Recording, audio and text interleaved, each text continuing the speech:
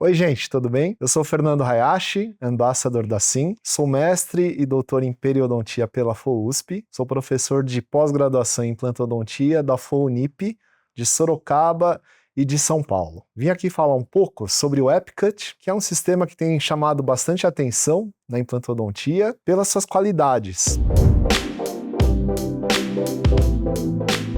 E o que é o EpiCut?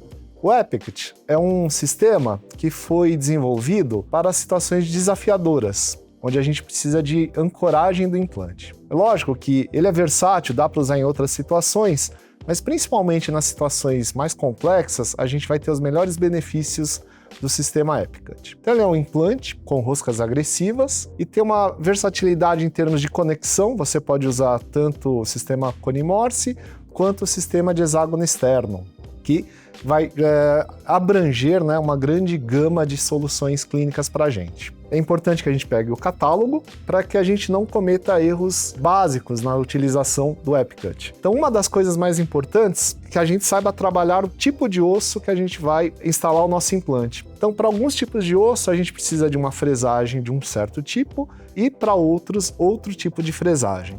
Então, basicamente, se eu preciso trabalhar um implante em uma área de osso pouco denso, eu vou ter uma fresagem com menos brocas. E se eu for usar esse implante num osso mais denso, eu vou precisar trabalhar com mais fresagem. E aqui no catálogo explica muito bem como é que a gente vai fazer isso. Então, no catálogo vai estar lá escrito que para a gente conseguir, por exemplo, uma carga imediata, a gente precisa que o torque de instalação seja acima de 45 newtons por centímetro. Então isso é importante. Por quê? Porque se eu estiver colocando implante, esse implante ficar com baixo torque de instalação, a minha carga imediata pode estar em risco. Na literatura, a gente tem trabalhos com menos torque de instalação e a gente conseguir também fazer a carga imediata como a gente também conseguiria fazer com o EpiCut. Inclusive, esse torque de instalação, ele é mais flexível quando os implantes são múltiplos, né? Quando a gente vai fazer, por exemplo, uma prótese sobre implantes múltiplos. Mas, se a gente quer ter um maior índice de acerto e de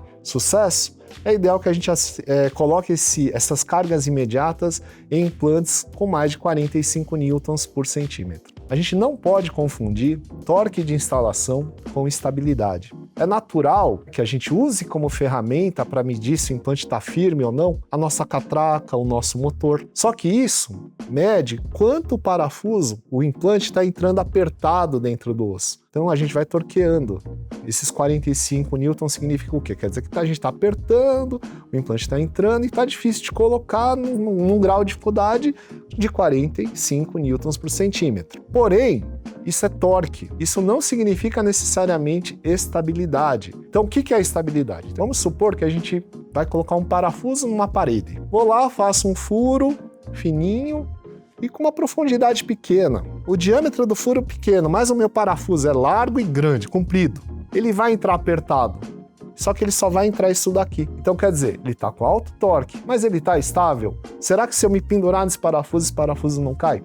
Estabilidade e torque são diferentes, então a gente tem que ter bom senso na hora que a gente está colocando nossos implantes, submetendo eles à carga. Outra coisa importante é o paciente. Quais cuidados o paciente tem que ter quando a gente, por exemplo, escolhe uma carga imediata? O paciente, em tese, se a gente está fazendo, por exemplo, um protocolo de carga imediata, uma prótese total fixa, e eu quero optar pela carga imediata, a gente vai dizer que esse paciente está sendo submetido à carga imediata funcional. Por mais que ele tenha cuidado, uma hora ou outra ele vai mastigar e ele vai ter função sobre esses implantes. Agora, se eu vou fazer uma carga imediata em um elemento, por exemplo, 21 ou 11, o incisivo central superior, eu posso dar um jeito de quando ele morder, a prótese não ter contato ou ainda nos movimentos excursivos. Posso usar um sistema provisório, coloco um provisório, o paciente não vai ter contato nessas situações. Quais os contatos que ele vai ter? E aí é inevitável, lábio, língua. Então,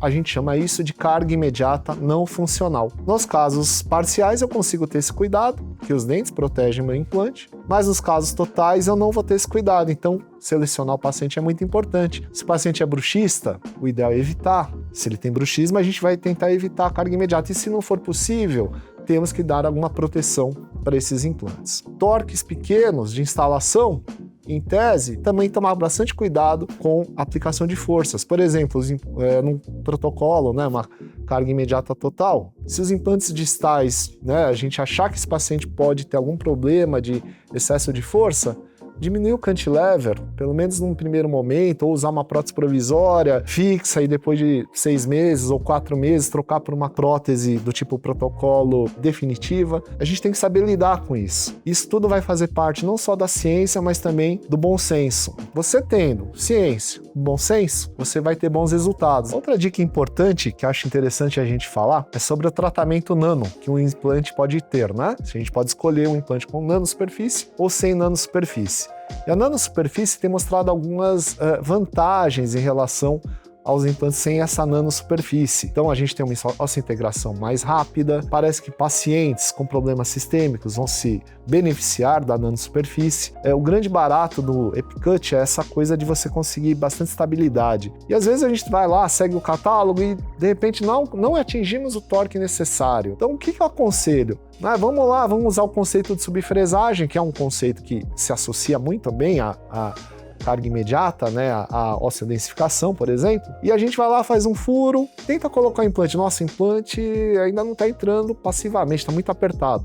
Aí você aumenta o diâmetro. Então você segue o catálogo, mas ao mesmo tempo você usa a sua mão, sua sensibilidade para saber se aquele implante vai atingir o torque necessário. Mas mais uma dica também importante sobre torque e estabilidade, né? Quando a gente pega um osso que às vezes é muito duro ou muito quebradiço, muito mole e quebradiço. Então, nesses casos, é óbvio que a gente consegue colocar o implante. Qualquer uma das duas situações.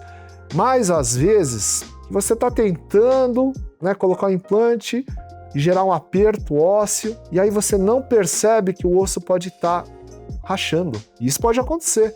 Então tem que tomar cuidado também. Implantes muito perto um do outro também, que a gente está tendo muito torque, já vi isso acontecer, de quebrar o osso proximal. Isso também pode gerar problemas pra gente. Torque é bom, estabilidade é ótima, mas o osso suporta até um certo grau.